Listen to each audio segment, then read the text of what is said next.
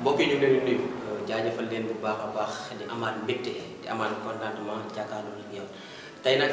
ñu ngi def benn li nga xamante ni mooy entretien ñu seet ko benn ndaanaan boo xoolee xar kanam gi xool li nga xamante ni mooy métier bi muy def métier bu am solo fi nga xamante ni mooy diwaanu Tivaouane ñëpp ràññee ko ci sa nom Assane son vrai nom di gën boo xam ne déjà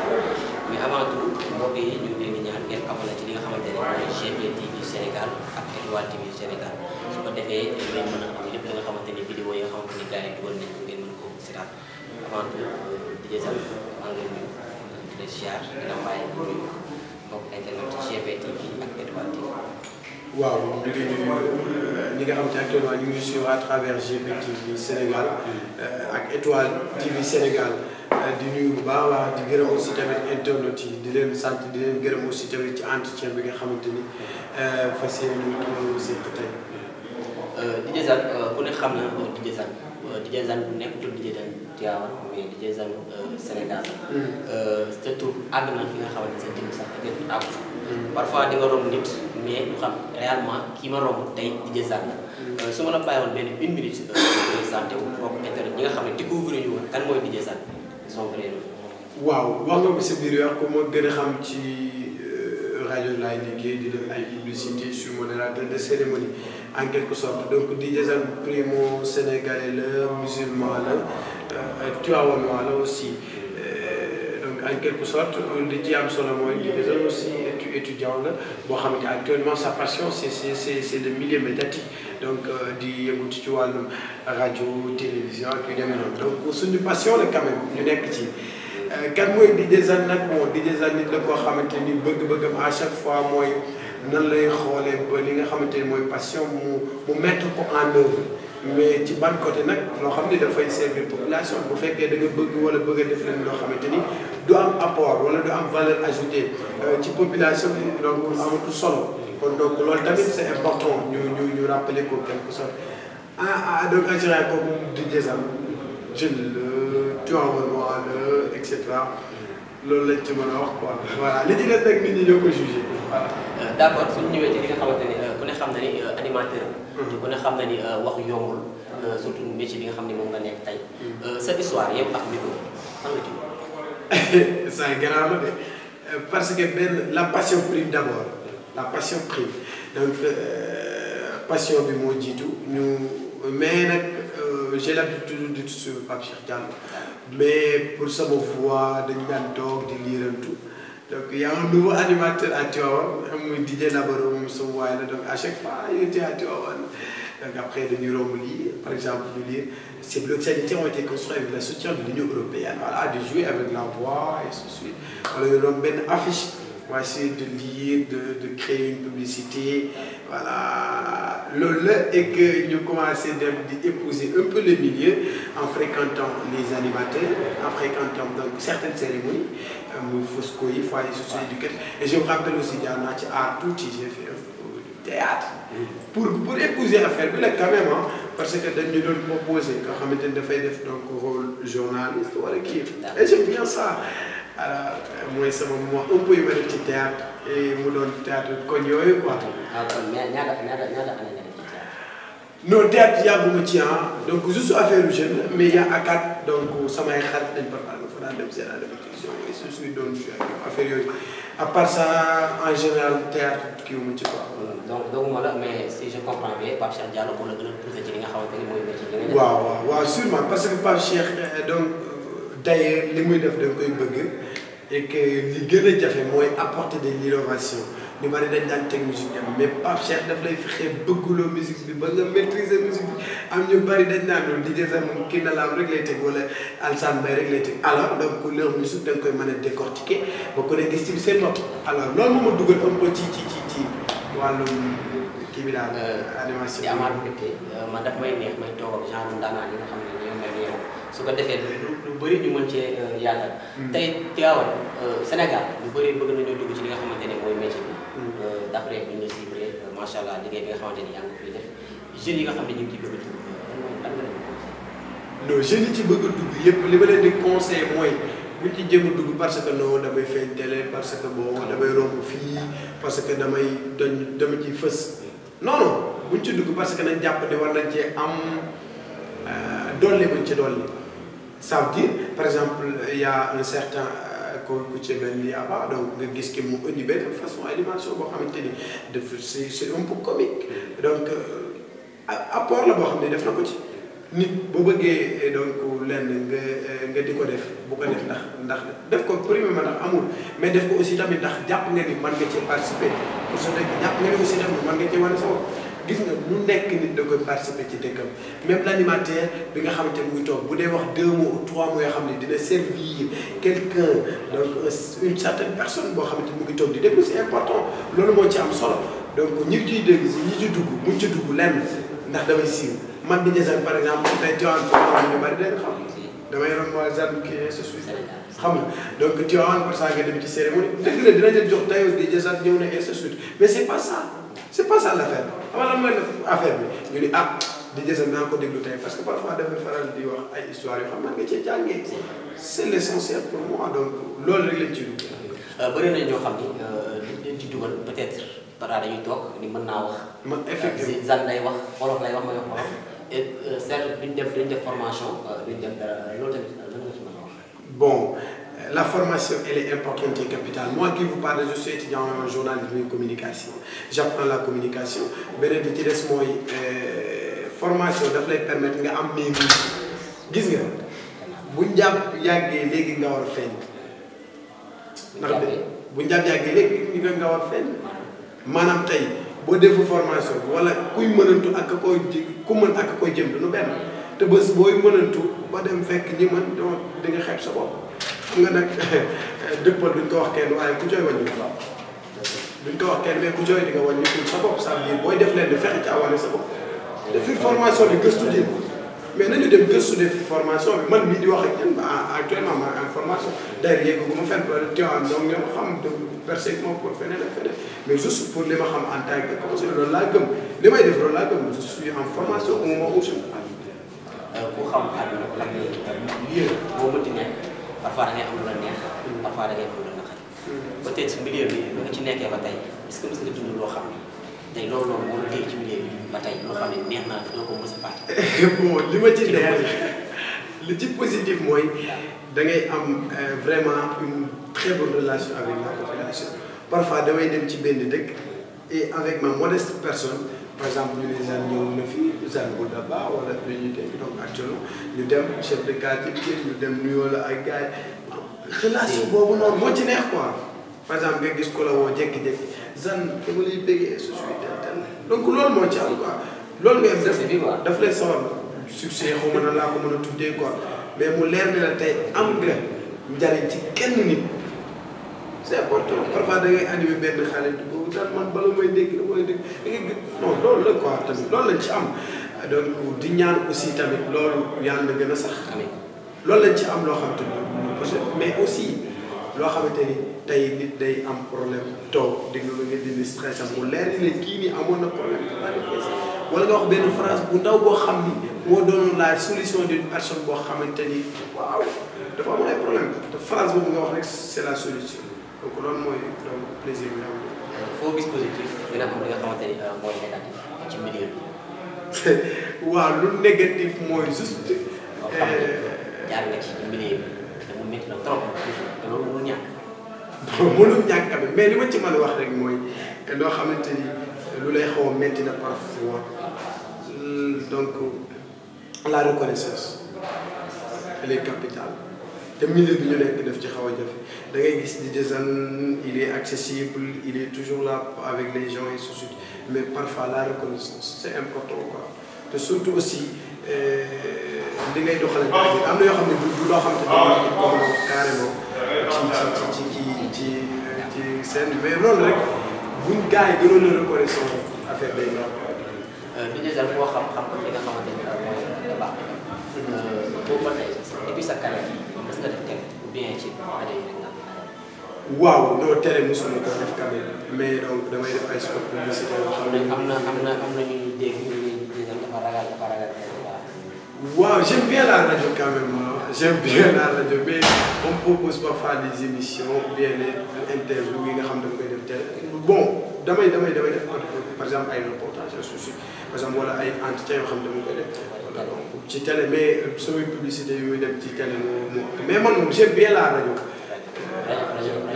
mais aussi tamit envisager naa ko dem télé parce que man je suis présentateur foofu laa gën a mën a kii sax animation waaw ci présentation laa gën a mën a kii animation li nga xamante ne mooy département bu Tivaouane. animateurs yi dañuy gis en général da ngeen am ay réunion. mais foofu noonu jeunes yi nga xam ne ñu seen ginnaaw est-ce que yéen a ngi leen poussé yéen a ngi leen jàppale ci li nga xamante ni mooy métier ndax loolu noonu c'est très important ndax ñu bëri dañ koy wax. dañ naan ñi nga xam ne ñoo jiitu jàppale wuñ ñu si ginnaaw loolu tamit bëgg naa nga indi si ay leeral su ko defee ñi nga xam ne ñoo ñu suivre à travers les deux sites ñu mën cee jàng. ñu mën cee jàng donc da nga wax benn wax mooy dañuy faral di daje parfois donc bu ñu daje ça veut dire que mën nañu dimbalante suñu biir daje fu mu am dimbalante day am entraide dafay am et donc pour les jeunes yi nga xamante ñu ngi ciy dugg ñu ngi côtoyer ñun jeune lañ mais suñu morom yi ci dugg ñu ngi côtoyer ñi nga xamante ne xam nañ yoon bi ñu war a jaar parce que nag xëy na cëpp amul fenn il faut nga côtoyer les gens donc je salue au passage mon ami Paco keroog dañ ci doon waxtaan je l'ai dit la même chose je salue au passage mon ami Djili donc il est tout le temps avec moi donc dama ko koy wax en permanence donc il faut juste côtoyer les jeunes et aussi tamit engagement ak détermination bi c'est capital. mbokku internet yi nga xam ne yéen ñu suivre à travers Étoile TV ak GBTV entretien baa ngi noonu moom lañ leen indiloon juste nag nuyoo la ñi nga xamante ni xamuñu DJ Zane ñu gën a découvrir ki nga xamante ni mooy DJ Zane dañuy ñëw nag ci li nga xamante ni mooy sujet bi ndax ku ne xam na ni incha allah année bi pour vous dire que ni ñu ngi ci lu ñu tàmbali leen ci ay naxas xand ak kam lu ñu tàmbali bëgg nañ ko yëkkati voilà. donc programme bi nan la war a dem incha allah. programme bi dina am préparation. donc préparation bi mooy incha allah dinañ am toutes les autorités dinañ dikk teewe ko incha allah bu ñu suñu ay autorité nag bu ñu autorité tey la personne bi nga xamante ni dafay investir ci Tivaouane nekk bonne volonté peu importe mu bañ a am li nga xamante mu ni donc mooy tant autorité la ci donc on aura nos invités d'honneur yi nga xamante dinañ teew dinañu def benn synthèse bu ndaw ci l'engagement citoyen pour le développement de sa localité maanaam engagement citoyen dinañu ko def incha allah dinañ ci ànd ak des experts beneen bi ci des mooy dina am un acoustique pour gérer l'ambiance Badou Badara incha allah dinañ ci ànd ak moom première partie bi et donc la seconde partie donc c'est la remise des stations de reconnaissance yi ñu joxe incha allah dina am aussi tamit donc quelques propos yoo xam ne danañu ko yëkkati jagleel ko ñi nga xamante ni tey ce sont les lauréats je vais dire en quelque sorte je trouve une bonne expression boo xam ne dañ leen koy jox parce que ay jàmbaar lañu en quelque sorte. waaw entre 3000 la VIP 5000 parce que consommation am na ñu ne nag yii boo yee dëgër fi mais li ñu gëm mooy Tivaouane cérémonie yi am méridien pourquoi pas cérémonie yoo xam ne boo fi nekkee di nga fa jàng dara di nga ci am une valeur ajoutée di nga bëggee waaye boo demee itam di nga ni attendre.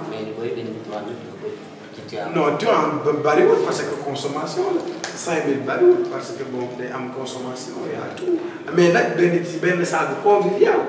benn endroit bu convivial ça sera une soirée somptueuse et je vous rappelle que ni bon cadre bi ñu nekk gis ngeen ko donc benn cadre la bu convivial boo xamante ni donc c'est une salle bien faite bien préparée avec une belle décoration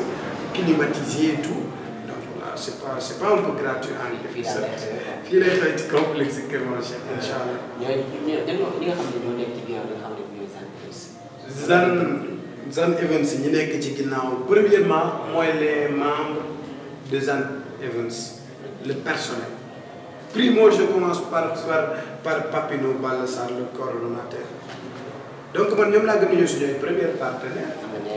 am na ñeneen ñu nekk ci ginnaaw dinañ ci ñëw mais suñu ay premier partenaire je vous rappelle que Balla Sarr à chaque fois chaque jour ñu ngi nekk kër ga donc ak suñu ay partenaires ku ci mel ni DJ John Sina c'est un animateur DJ Baye Bou Junior donc aussi il y a donc DJ Laye DJ Ahmed donc ce sont des animateurs mais à chaque fois ñuy nekkandoo quoi di ci liggéey ci projet bi beneen bi ci des mooy nos partenaires comme ni nga ko waxee il y a donc ki nga xamante ni mooy suñu premier partenaire mooy complexe Kër Mame Cheikh donc mu taxawuñu bu baax et aussi gunge ñu ci projet bi suñu ay partenaires aussi tamit bokk na ci ki nga xam te mu di EPC di Orlu Prédage Couture waaw donc Orlu Prédage Couture dafa doon une entreprise jeune boo xam ne dañ ko war a jàppale pourquoi parce que boo xoolee cérémonie bu am événement bu am moom ciy jàpp tey Tivaouane ku sañse dina seeti EPC kon donc EPC tey mérité na vraiment donc vraiment notre considération mérité na aussi tamit notre reconnaissance devant toute la population tivaouanoise donc on a aussi boutique Serigne Babacar Sy donc bi nga xamante ni bon dafay jaay ay tissus mu ngi nekk Tivaouane en face El Hadji Malick Diop am nañu aussi tamit suñu partenaire yu mel ni Étoile TV nga xamante ni actuellement am na audience bu ñu permettre ñu di fa jaarale suñu ay images et suñu ay informations am nañu donc partenaire bu ci mel ni GPTV donc Sénégal mu doon une nouvelle entreprise de presse boo xamante ni actuellement mu ngi percé donc permettre ñu aussi tamit donc ñu jaarale fa suñu ay informations am nañu aussi Jàmm TV donc moom tamit moo ci biir et donc seen télé il y a Alboura il y a Daba FM donc il y a tous les partenaires yoo xam ne mais support médiatique yi ñoo ëpp quoi en quelque sorte vraiment ñun ñooy partenaires yi mais premier partenaire des events ce sont les membres parce que à chaque fois ñu ngi déterminé wu à chaque fois ñu ngi xool lan la ñuy yokk mu nekk surplus pour événement mais suñu yeneen partenaire mooy les personnes yi nga xam te ni nangul nañ ñu tey li nga xamante ni moom lañ leen di jagleel je te donne l'exemple de Mamadou Diallo Gueye bi nga xam mooy borom PMDG je te donne l'exemple de Ina borom Crac je te donne l'exemple de Père Abdou Aziz Lo bi nga xam ne moo jiite les artisans de Tivaouane je te donne l'exemple de Alhaji Pathé boobu moo jiite collectif des délégués de quartier de Tivaouane je te donne l'exemple aussi de donc Diégui Make-up je te donne l'exemple de Mam As donc c'est un tailleur je te donne l'exemple aussi de Papi Mbaye donc entrepreneuriat la ñu wax réew mi foofu la toll mais il faut ñu leen di encourager quand même ku nit bi entreprendre da ngay encourager donc en quelque sorte c'est ça. donc yéen a ko déggoo yéen ñi nga xamante ni nu mu tuddati sax seen bopp yi leerul woon Zane Invest mosul am fi nga xamante ni mooy Tivaouane gars yi dégg ko loolu moo waral entretien bi tey comme la am na question boo xam ci des war naa ko laaj fàttali ko laaj ci bon non je pense que toutes les questions sont. tàggu bi nga xamante ni mooy boobu Étoile TV ak ñi nga xamante ni waaw di leen wax rek ni leen bés bi seen bés la donc événement bi seen événement la initiative bi seen initiative la dañ ko gën a dooleel te Tivaouane nag ñu ngi ñaan nit ñun Tivaouane man waxuma autorité dama ne ñun Tivaouane ñu dooleel leen te suñu toog nañu foo xamante ni du ci émission bi ma wax ko nañu dooleel te suñu biir jàppale te suñu biir bu ñu ko defee dañuy dem parce que lii tey yomb tey bu ma doon jëlee si ku ne xam ne média ku ne xam ne émission li muy coûté donc tey partenariat boobu dina bëri du lu bari nañu doole leen te suñu biir bu ñu ko defee dootuñu am lenn loo xam ne dañ koy envier feneen dootuñu xaarati si autorité ci lenn parce que mbooloo mooy doole mais mbooloo mu booloo dara ëpp ko doole donc vraiment ça fait plaisir de partager ces moments de bonheur ces moments de partage avec vous et je vous donne rendez-vous le samedi 20 novembre au complexe Kër Mame Cheikh et aussi je vous rappelle que Type Art Talent dina ñëwaat pour information bi gars yi di xaar d'accord rappeur yi Mbalax Mali donc nañu ko xaar mais en collaboration avec donc des chaînes yëpp dinañ ci ñëw incha allah nañ xaar Type Art Talent après kii bi mais ñu ngi waaj yeneen événement ñu ngi waaj yeneen événement waaw ci décembre bi ñu ngi ci waaj le surprise incha allah merci en tout cas mbokk yi ñu ngi noonu ñi nga xamante ni yéen ñuy suivre à travers Étoile TV ak GPTV li nga xamante ni mooy service commercial bu dee côté GPTV mën ngeen ñoo contacter ci 70 932 08 27 wala 77 217 20 50 bu dee ci nga xamante ni mooy Étoile TV mën ngeen ñoo contacter ci 77 477 98 46 77 279 16 85 wala 77 679 30 15 ñu seqoon ki nga xamante ni mooy DJ Zane nii lañ koy defee ba beneen jotaay merci.